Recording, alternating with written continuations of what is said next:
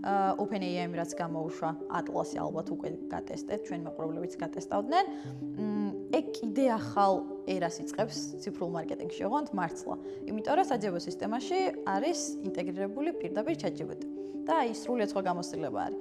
ეგ კიდე დაძრავს ბევრ საინტერესო პროცესს. ძალიან კომფორტულად ვგრძნობ თავს YouTube-ზე რა. ჩემ პროფილზე რო შევდივარ, რასაც ამომიგდებს ვიდეოს, ვინც კონტენტ კრეატორები დებენ, აი სახში ვგრძნობ თავს, მართლა, ძალიან კომფორტულად გემრიელ. ალბათ ისიცაა, რომ ჩემი ბექგრაუნდია უკვე ბოლო 6 წელი YouTube-ი რა, იმიტომ ქართულ YouTube-ს ვქნი. მე TikTok-ის მიმართ ძალიან ისეთი დადებითი დამოკიდებულება მაქვს რა, აი მგონია რომ ერთ-ერთი ყველაზე ძლიერი სოციალური მედია პლატფორმა არის.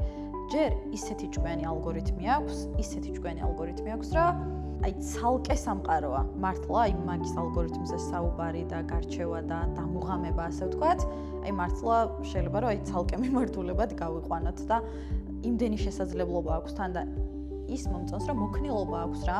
აი ხა როგორც შენ თქვი რა, აი საგანმანათლებლო კონტენტიც შემოდის, გასართობი კონტენტიც, აი ყველაფერი შეგიძლია იპოვო.